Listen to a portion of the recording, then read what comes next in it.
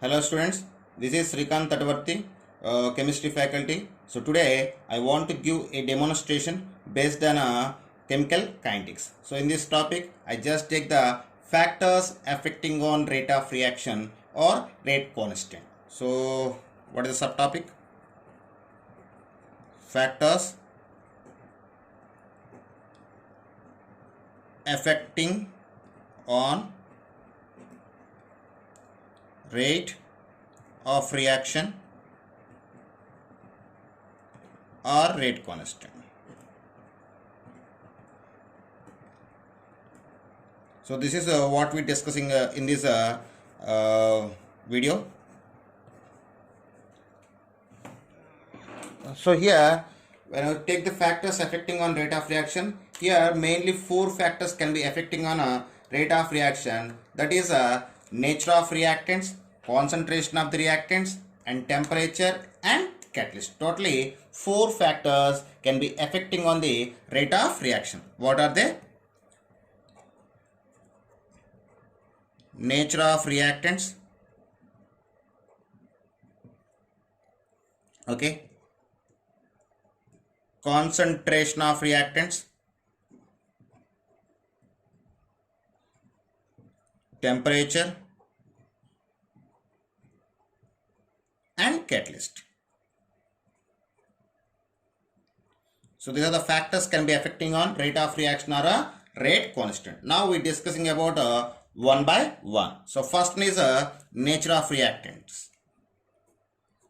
What is nature of reactants?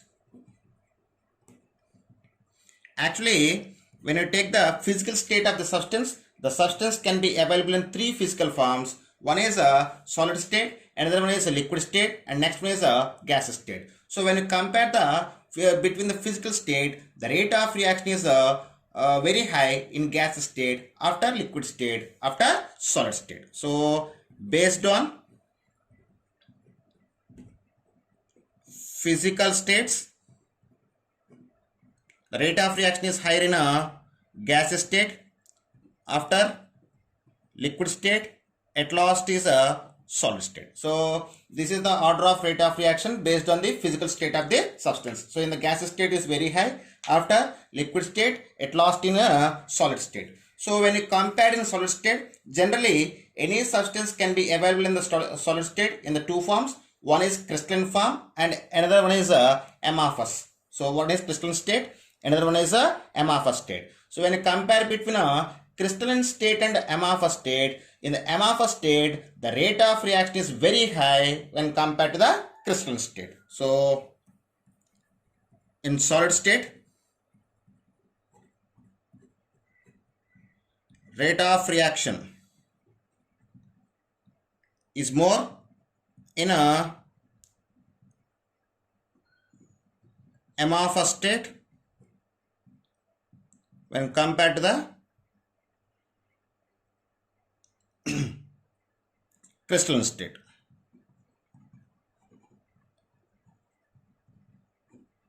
So the rate of reaction is higher in amorphous state when compared to the crystalline state in the solid state. So for better understanding, here I just gave one example to, let me take two beakers. So this is the first beaker and this is the second beaker. So both beaker can be filled with 100 ml of water equally. 100 ml of water. Both beakers need to fill with 100 ml of water. Now I just take the sugar. So sugar can be available in a powder state and a crystalline state. So I just take the 10 grams of sugar. 10 grams of sugar. So in two cases, just charge the 10 grams of sugar in two beakers. But in first beaker, I charge the 10 grams of crystalline sugar. And in the second beaker, I charge the 10 grams of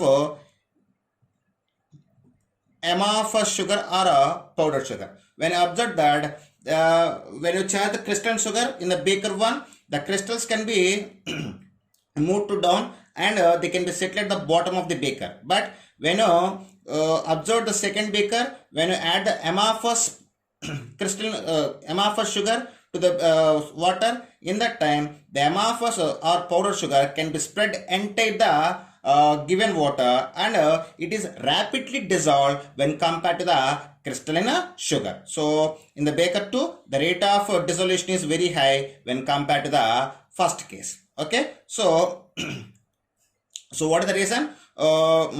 In the amorphous state, rate of reaction is very high when compared to the crystalline state. The main reason is in amorphous state due to available of more surface area. So in amorphous state, the sugar powder can be occupied the more surface area. So what is the reason? Due to available more surface area. So this is about rate of reaction based on the crystalline state. Suppose if you observe the rate of reaction in the reactions, generally as per chemistry, the chemical reactions are two types. One is ionic reactions and another one is covalent reactions. When compared to both ionic and covalent reactions, the rate of reaction is very high in ionic reactions when compared to the covalent reactions. So what is ionic reactions are faster than covalent reactions. So what is the reason ionic reactions are faster than covalent reactions? In the ionic reactions, there is no need to break the bonds and no need to make the bonds. But in covalent reactions, first we need to break the bonds and we need to make the new bonds. So for this, we take the more time. That's why the covalent reactions are slow reactions when compared to the ionic reactions, or the ionic reactions are faster reactions than covalent reactions. And what is the reason here? Due to no need to break or make the bonds in ionic reactions. So this is the reason for more rate of reaction in ionic reactions when compared to the covalent reactions. Okay, so now we check in covalent reactions. Okay, suppose if you compare between covalent reactions, rate of reaction between the covalent reactions, which covalent reaction can involve with less number of bonds breaking or making is more rate of reaction to more other reaction. So when two covalent reactions are compared to each other, in these two covalent reactions, which covalent reaction is less number of bonds breaking and less number of bonds making can be involved, that is a more rate of reaction when compared to the other. So for better understanding, here I want to say one example. So here I just compare the two equations. One is a 2NO plus O2 gives rise to 2NO2. This is first reaction, and I just take the another reaction. CH4 plus 2O2 gives rise to CO2 plus 2H2O. So this is another reaction. When observed in these two reactions, suppose if we take the first reaction. In the first reaction, between NO we have one double bond. So total here 2 molecules of NO is present. So total number of bonds in the NO is 4 bonds. At the same time, in the oxygen and oxygen can be connected by the double bond. So here one molecule of O2 is there, 1 into 2, so 2. So total number of bonds need to break in the reactant side, 6 bonds. In the NO, we need to break the 4 bonds. In O2, we need to break the 2 bonds. Total 6 bonds. So to the side of NO2. So if you take the structure of NO2, so this is structure of NO2. So the NO2 consists of 3 bonds. So 2 into 3, that is equal to 6. So in the first reaction, we need to break the 6 bonds and we need to make the 6 bonds. So come to the second reaction. In the CH4, we have the 4 bonds. In O2, 2 bonds are present, 2 2s are 4. And in CO2, 2 double bonds are present, so 4 bonds. In water, 2 OH bonds are present, so 2 into 2, that is equal to 4. So in the second reaction, total number of bonds need to break 8 bonds and total number of bonds to make 8 bonds. When compared to the first and second reactions, in the first reaction, total 6 bonds can be broken and 6 bonds can be made. in the second reaction, 8 bonds need to break and 8 bonds need to make. So when compared to the second reaction, the first reaction are a fast reaction. Okay, or it is more rate of reaction when compared to the second reaction. So this is about the nature of the reactants. Okay, next we take the second factor, that is concentration of reactants. So when I take the concentration of the reactants, this is the second factor. For this second factor, if concentration of reactants is increased, rate of reaction can be increased. Why? Because due to increasing of number of reacting molecules, then more number of collisions can be possible. So the second factor is a concentration of the reactants. So if concentration of reactants increase, then rate of reactions also increase due to increasing of number of reacting molecules, resulting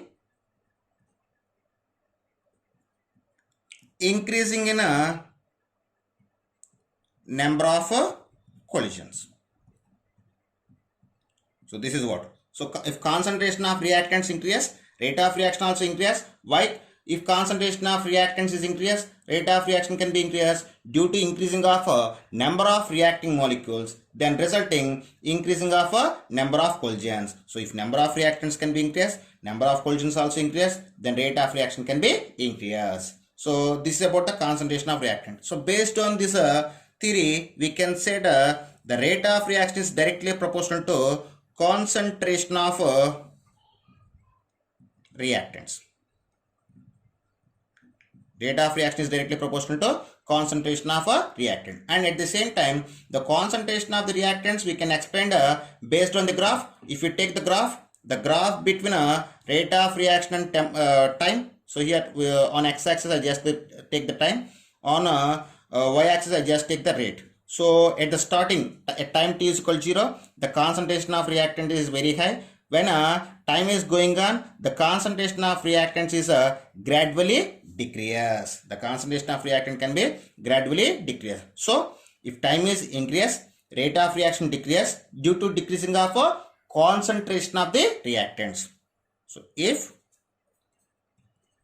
time is increased, rate of reaction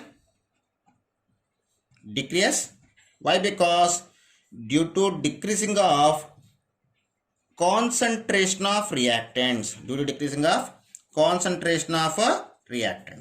So this is about the concentration of reactants.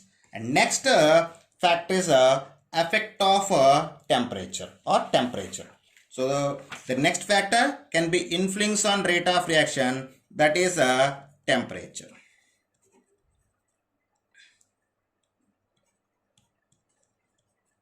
So next factor is temperature. So actually the rate of reaction can be increased with increasing of temperature. What is rate of reaction? Increase with increasing of temperature. So why? Because if temperature is increased, the number of effective collisions between reactants increase. Why? Because if temperature is increased, the kinetic energy of molecules can be increased. If kinetic energy of molecules increase, then number of effective collisions can be increased, resulting rate of reaction can be increased. What is?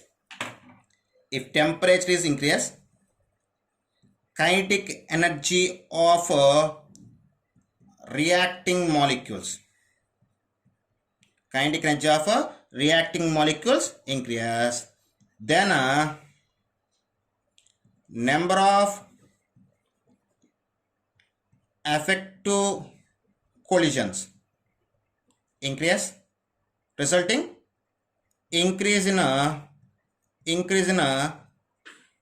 rate of reaction. Once again, this, if temperature increase, kinetic energy of reacting molecules increase, then number of effective collisions can be increased, resulting increasing of rate of reaction. So for every rise of 10 degrees of temperature, the rate constant can be doubled. So for here the relation between rate of reaction and temperature is for every rise of 10 degrees of temperature, the rate constant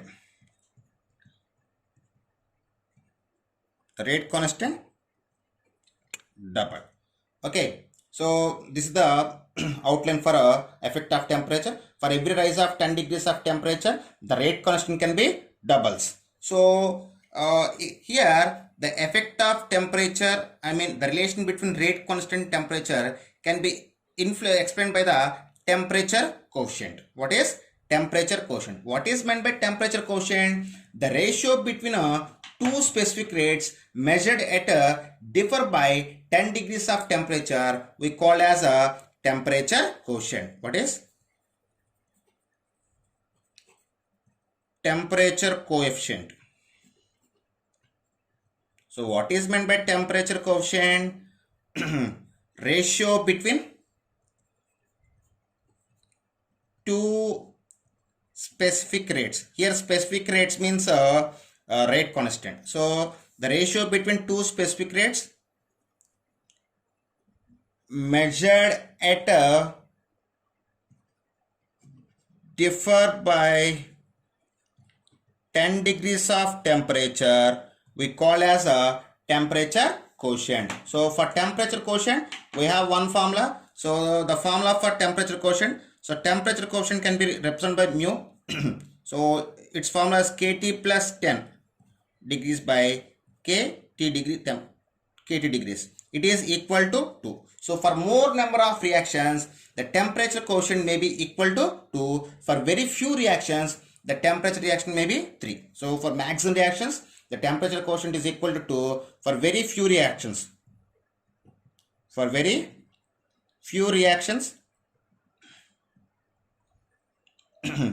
it may be equal to 3. The temperature quotient may be equal to 3. So this is about the effect of temperature. Once again see this, if temperature increases, number of kinetic energy of reacting molecules increase, then number of effective collisions increase, resulting increasing of a rate of reaction. So the effect of temperature can be explained by the temperature quotient. For every degree, for every rise of 10 degrees of temperature, the rate constant can be doubled. So it can be explained by the temperature coefficient. So what is meant by temperature coefficient? Ratio between two specific rates measured at differ by the 10 degrees of temperature we call as a temperature quotient. For maximum number of reactions, the temperature quotient may be equal to 2. For very few reactions, it is equals also 3. This is about the temperature effect of temperature, third factor. And last factor is a catalyst. What is catalyst? Here one more point I just missed here. Temperature. The effect of temperature can be explained also Arrhenius equation. That will be discussed at Arrhenius equation. Okay. So next is a catalyst. So we know very well about the catalyst. Catalyst, the substance which can increase the rate of reaction without participating in the reaction, we call as a catalyst. What is the substance which is increase the rate of reaction?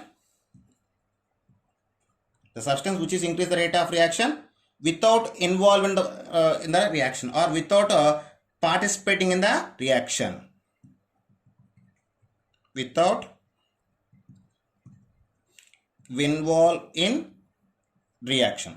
So actually here two type of catalyst can be present, that is a positive catalyst and a negative catalyst. Suppose if you know about the positive catalyst, if you assume quite opposite the positive catalyst, that is the influence of a negative catalyst. So first we are discussing about a positive catalyst.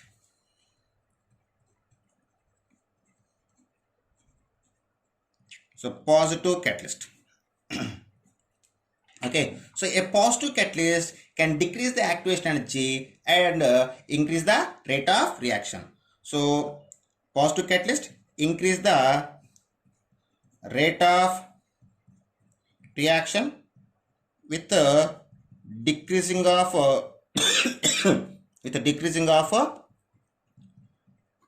activation energy. So this is done by the positive catalyst. For better understanding influence of positive catalyst, I can explain with the graph. So wait a moment. So I just take one graph. Okay. Here the graph taken between reaction coordinates. So the reaction coordinates taken on the x-axis. Okay. And potential energy.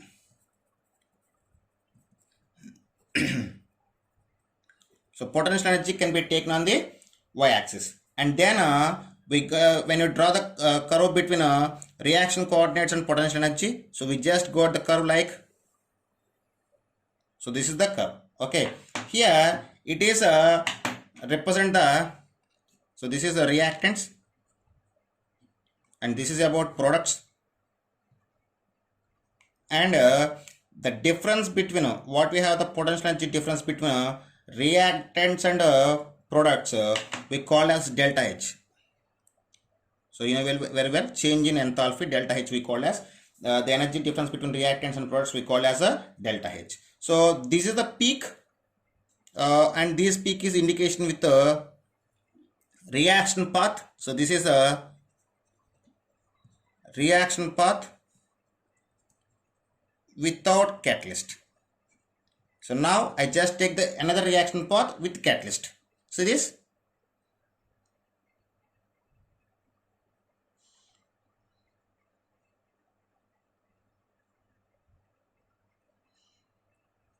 So the first what you draw with black thick line, this is a continuous line. These curve can indicate the reaction path with without catalyst. Now what we take with the dotted line, so these can be shows reaction path with catalyst. Okay, so here when catalyst is involved, the path of the reaction can be decreased or changed. So and here I want to show one more thing, that is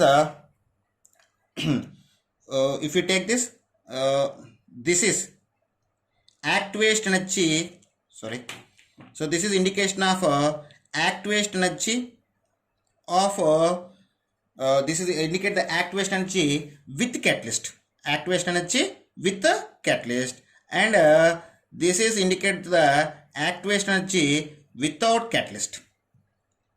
Okay, so once again see this, when graph drawn between reaction coordinates and potential energy, we got the two peaks. So the thick line indication of reaction path without catalyst, and the dotted line indication of reaction path with catalyst. So and here delta H can indication of difference between or change in enthalpy or energy difference between reactants and products. So when I see this, if you use the catalyst, the path of the reaction can be changed, and activation energy of the reaction also can be changed. So this is the activation energy without catalyst, and this is the activation energy with the catalyst. So sorry,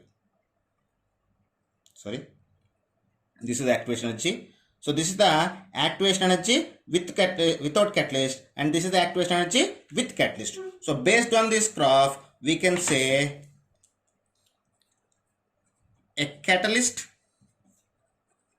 alters, a catalyst can alters, or a catalyst can change path of reaction. So by using of catalyst, the path can be decreased, so it can change the path of reaction. By the influence of catalyst, the activation energy can be decreased, so a catalyst can alter the path of reaction, activation energy, threshold energy, at the same time activation energy, path of reaction, threshold energy, and when activation energy can be decreased, the rate of reaction can be increased. So it can be change the rate of reaction and rate constant. So this is the influence of positive catalyst or any positive or negative catalyst. A catalyst can alter the path of reaction, activation energy, threshold energy, rate of reaction, and rate constant. At the same time, a catalyst cannot alter or a catalyst cannot change. A catalyst cannot change, so it cannot change the enthalpy delta H. See this, both reaction path with catalyst or without catalyst, starting at the same point and ending with the same point. So there is no difference between delta H value. So it cannot change the enthalpy, change in enthalpy, and equilibrium constant. A catalyst cannot alter the equilibrium constant. A catalyst cannot alter the delta H value or change in enthalpy, and a catalyst cannot change the energy of reactants and products. Energy of reactants and products. So this is about the catalyst. And here I just teaching about the positive catalyst. This graph is only for a positive catalyst. So a positive catalyst can be decrease the path of the reaction. Suppose in place of positive catalyst, if you use the negative catalyst, the negative catalyst can be increase the path of reaction and can be increase the activation energy, can decrease the rate of reaction. Suppose if positive catalyst present, the path of the reaction can be decreased. Okay, suppose if you use the negative catalyst, path of the reaction increase. When path of the reaction increase, activation energy increase. When activation energy is increase, rate of reaction decrease. That is only influence of a negative catalyst. So this is about the factors affecting on rate of reaction or rate constant. Thank you.